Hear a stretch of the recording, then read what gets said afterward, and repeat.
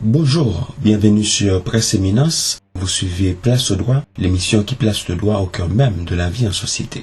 Je suis Ernst Jean Hilaire. C'est toujours un plaisir de vous retrouver pour la présentation de cette émission. Au sommaire de cette édition, nous allons d'abord parler des origines du droit. Ensuite, on va parler des finalités du droit. Et enfin, on va parler de la diversité de la règle de droit.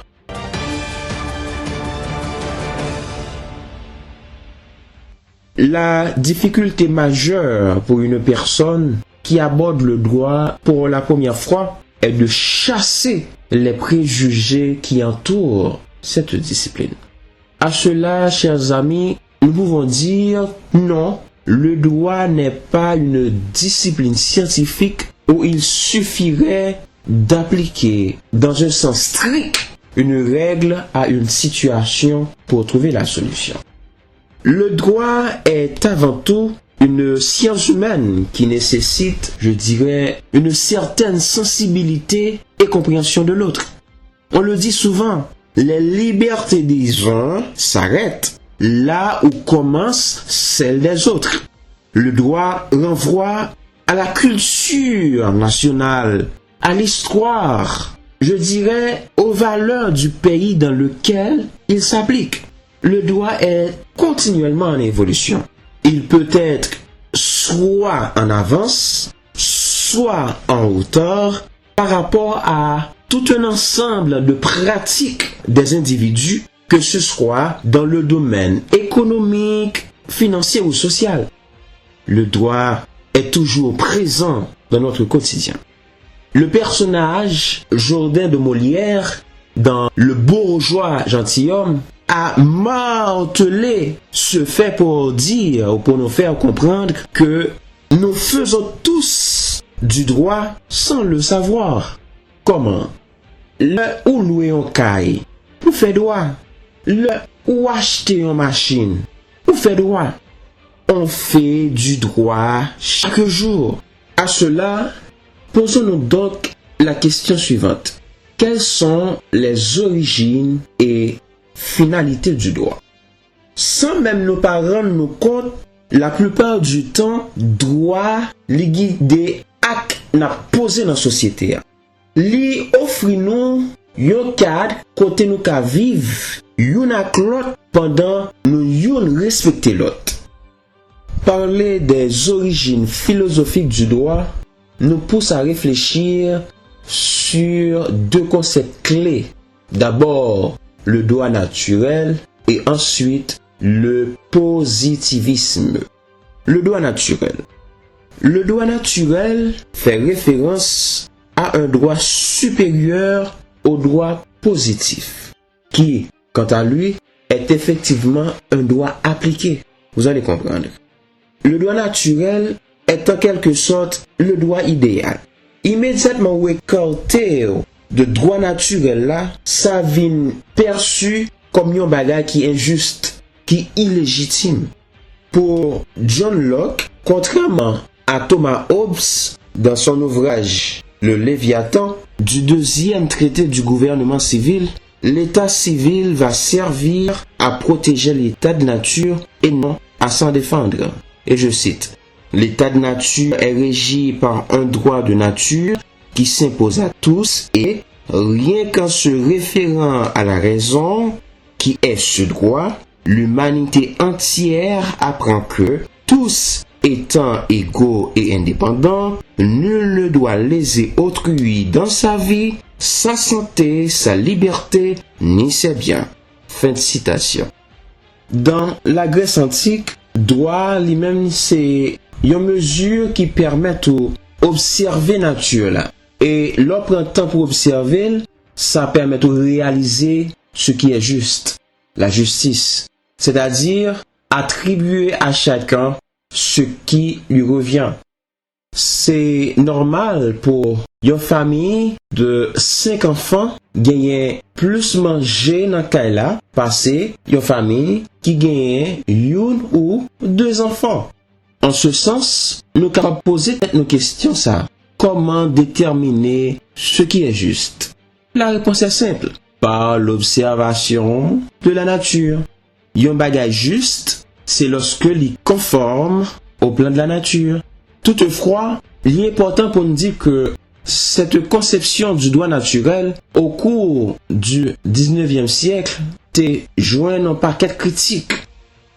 Maintenant, parlons du positivisme. Pour les théories positivistes, la loi s'impose parce qu'elle est la loi, sans qu'il soit nécessaire de s'interroger sur son caractère juste ou non. Seul le droit positif existe. À cela, deux courants ont vu le jour. Le positivisme juridique ou étatique et le positivisme scientifique. Le positivisme juridique. Selon Irwin, juriste allemand au 19e siècle, c'est seulement droit positif là dont l'État peut imposer le respect existe. Cela ne signifie pas pour autant que la loi du plus fort constitue l'unique réponse. Il s'agit donc d'appliquer la logique suivante. Le plus fort a l'habileté d'établir des règles générales auxquelles il se soumet lui-même par une sorte d'autolimitation. De son côté, le plus faible a l'intelligence de se soumettre à ces règles en attendant d'avoir, à son tour, la force pour instaurer un ordre juridique nouveau. C'est-à-dire, si là qui pi fort, c'est lui qui a imposé loi. L'a imposé non seulement à lui-même, mais à tout le monde. En attendant, si là, bon côté par qui pi faible là, il fait quoi? L'a soumettre lui en bas principe l'autre yo, qui pi fort yo, ou bien l'autre là qui pi fort, pendant l'a arrangé lui-même pour le venir pi fort pour instaurer un nouvel ordre juridique. Chers amis, dans ce cas, le droit résulte d'une lutte où chaque groupe tente de prendre le pouvoir pour imposer ses intérêts. C'est ce que nous vivons aujourd'hui dans notre pays. Le positivisme juridique a fait du droit une discipline autonome. Le positivisme scientifique, quant à lui, tente de rapprocher le droit des sciences, comme l'économie, l'histoire, la sociologie, et j'en passe. Il faut dire que le positivisme scientifique a connu différents courants, soit avec Bentham, soit avec Savigny, soit avec Comte. Pour Bentham, le droit détermine les règles de conduite permettant d'obtenir le plus grand bonheur pour le plus grand nombre avec le moins de peine possible. Tandis que, pour Savigny, le droit est mûri par le peuple lui-même. Il est le résultat d'une création historique et représente l'âme des nations. Et enfin, pour Auguste Comte, le droit résulte de l'observation des faits sociaux. Le droit ne dépend donc pas des gouvernants, mais révèle la conscience collective ou la masse des consciences individuelles. L'ensemble de ces courants a essuyé un grand nombre de critiques. Par ailleurs, il a été jugé dangereux, car il est difficile d'accepter de laisser s'installer un rapport de force perpétuel pour permettre la construction d'un système juridique. Ce système, disons, ce conflit, est source d'instabilité juridique et laisse une porte très largement ouverte au régime totalitaire. Malgré les critiques formulées à l'encontre de ces courants, il ressort que la définition du droit communément admise est très fortement inspirée du courant positiviste juridique et du droit naturel selon lequel le droit est ce qui est juste.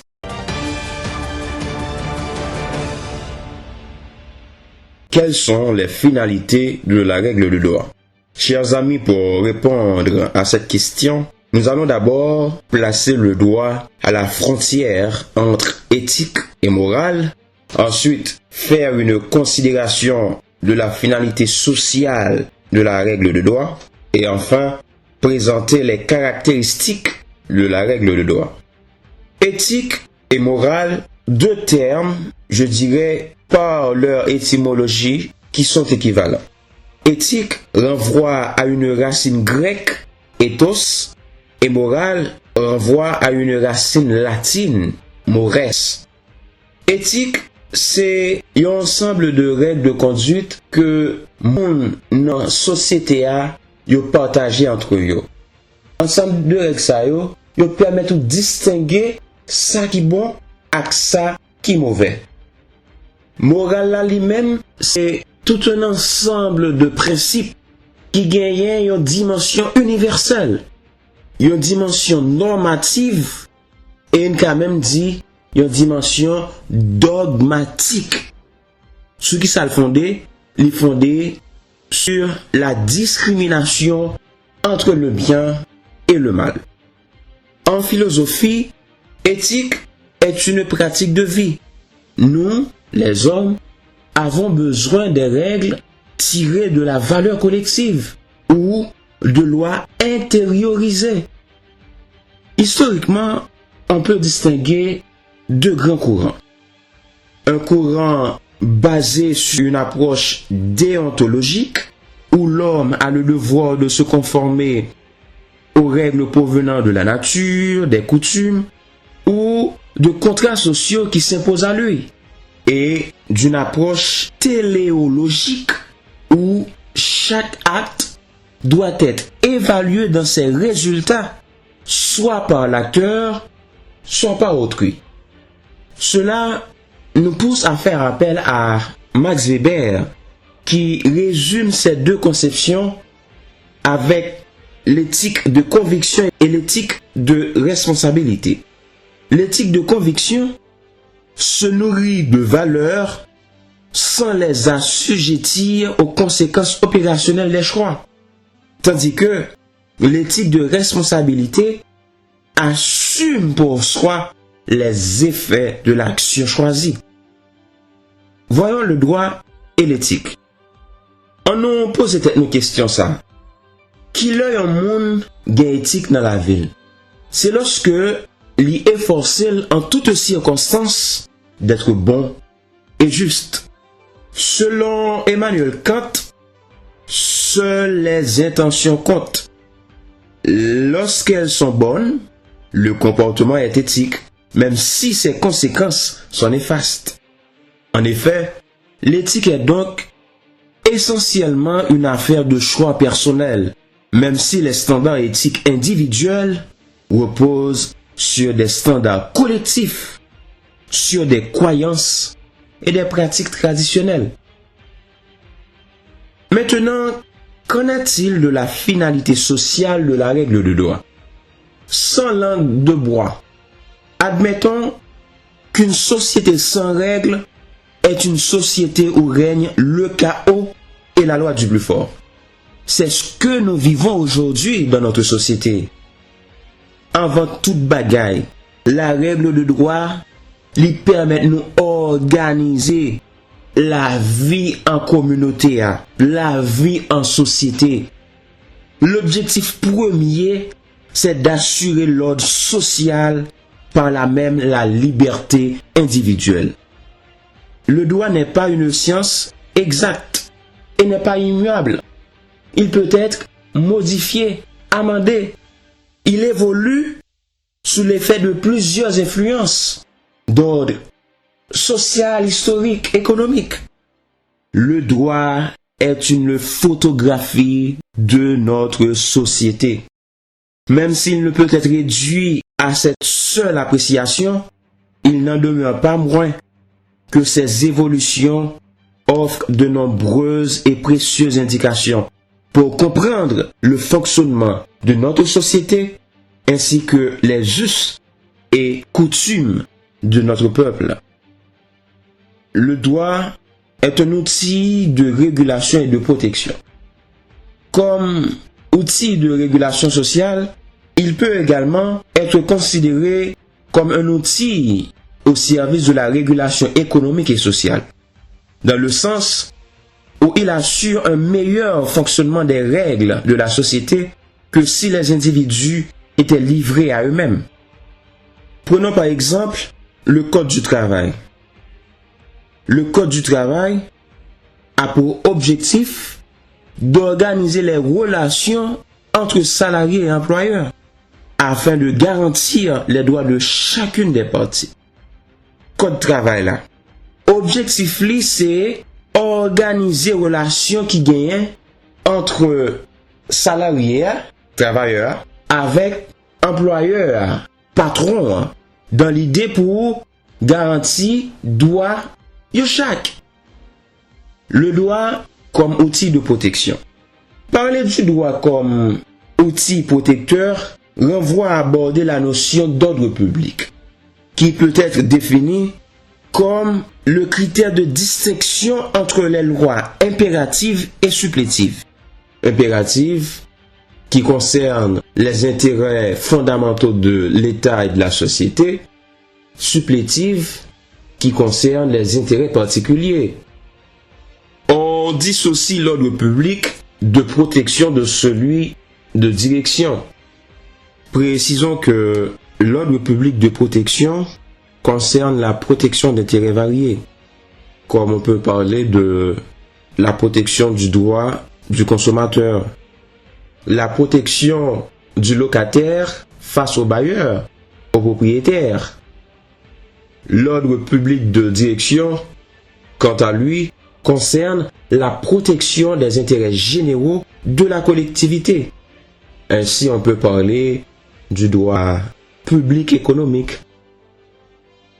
Quelles sont les caractéristiques de la règle de droit? Il n'est pas rare d'entendre que le droit est une discipline compliquée, car il y a plus d'exceptions que de règles générales. Or, les caractères de la règle de droit laissent sous-entendre le contraire. Les exceptions seraient davantage l'expression de la prise en compte de sa dimension sociale. Le droit a un caractère obligatoire, c'est-à-dire tout le monde doit s'y soumettre. En ce sens, les gouvernants et les gouvernés, le simple citoyen, le juge, les représentants de la force publique, soit vous êtes de la police nationale, soit vous êtes des forces armées d'Haïti, nous sommes tous astreints au respect de la règle de droit. Nous devons tous nous soumettre aux prescrits de la règle de droit. Si d'aventure, un juge t'a estimé, un principe, un précepte, une règle, t'a trop rigide ou bien trop dur pour l'appliquer, seule ressource c'est démissionner comme alternative. Pour nous exprimer caractère obligatoire, règle de droit, on dit qu'elle ordonne, qu'elle défend, qu'elle punit, qu'elle récompense et qu'elle permet. Caractère permanent de la règle de droit. En réalité, la règle de droit ne peut prétendre à l'éternité. Règle de droit n'est pas éternelle. Autrement dit, elle a un commencement et une fin. Ainsi, la règle de droit naît et meurt ou disparaît. En réalité, ce qu'on appelle la permanence de la règle de droit, c'est son applicabilité constante durant toute son existence. Caractère général de la règle de droit. La règle de droit concerne tous les individus vivant dans une société donnée, ainsi que tous les ressortissants d'un État. Vous vivez en Haïti, la règle de droit vous concerne.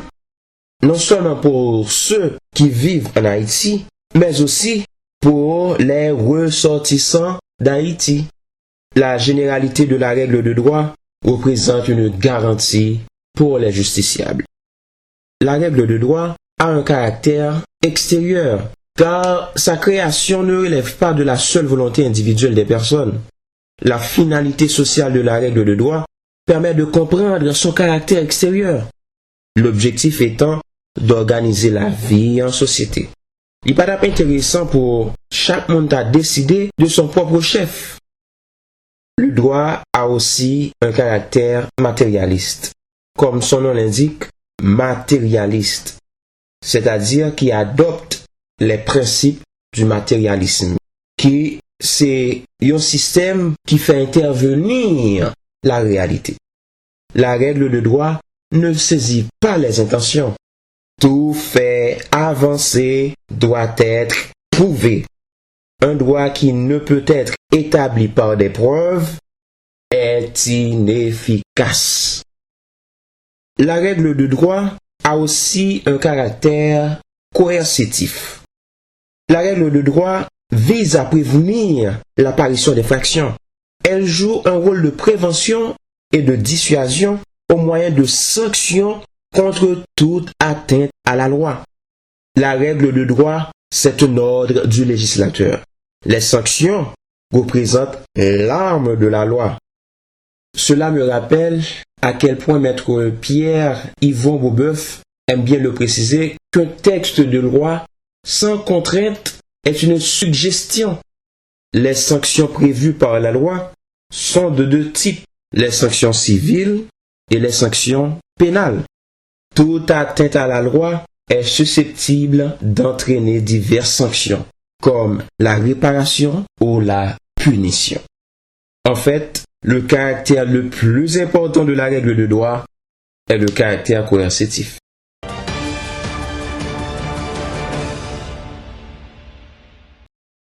Vous êtes toujours sur Presse Éminence, vous suivez Place au droit.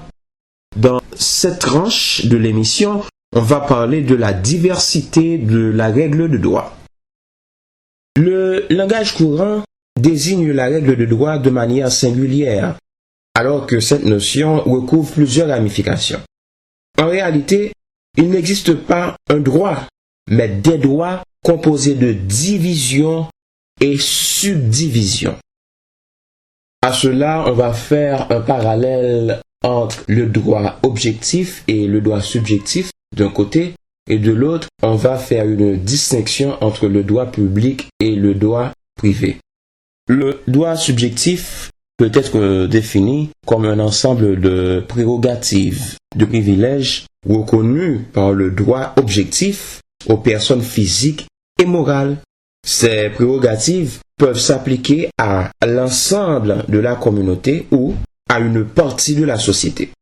En ce sens, on parle de droit subjectif individuel, c'est-à-dire un droit qui est réservé à son seul titulaire, du droit exclusif, un droit qui exclut les autres, du droit légitime, c'est-à-dire un droit qui légitime l'inégalité par la reconnaissance de la restriction des libertés d'autrui au profit du titulaire. On peut prendre par exemple le droit de propriété, le droit de créance. Le droit objectif. Le droit objectif peut être défini comme l'ensemble des règles régissant la vie en société et sanctionnées par la puissance publique. Ces règles sont établies par l'État comme objectif principal le maintien de l'ordre et la sécurité nationale. Il faut préciser que ces règles ont un caractère général, impersonnel, obligatoire. Elles ne peuvent être remises en cause que par la voie légale et démocratique. Le droit objectif se compose de règles de droit public et droit privé. Distinction entre le droit public et le droit privé. Disons que le droit objectif se compose de deux branches, le droit public et le droit privé. Et chacune de ces branches comporte à son tour une série de droits qui s'y rattachent. Ça va dépendre de la situation dans laquelle un particulier va trouver, ça va mettre en évidence pour distinguer qui type ou bien qui domaine de droit qui concerne lui. Le droit public. Le droit public, disons interne, désigne l'ensemble des règles visant à l'organisation des organes étatiques. Quelle est sa principale fonction? C'est de régir les rapports entre la puissance publique et les particuliers. C'est cette diversité-là qui explique les subdivisions du droit public. Ainsi, on parle du droit constitutionnel, du droit administratif, du droit fiscal, du droit international public. Le droit privé. Le droit privé, quant à lui, tente d'apporter des réponses aux diverses situations rencontrés par les particuliers dans leur vie quotidienne. On peut toucher ou parler des troubles du voisinage. On peut évoquer aussi l'achat d'un véhicule, la rédaction de contrats de travail. Comme pour le droit public, le droit privé comporte plusieurs divisions que je cite. Le droit civil, le droit commercial, le droit des sociétés, le droit pénal et le droit du travail. Chers amis, je dois vous dire honnêtement que cette classification est loin d'être exhaustive, mais tente de rassembler les principaux domaines du droit. La règle de droit n'est donc pas singulière, mais plurielle. Cette pluralité se retrouve lors de l'organisation des juridictions.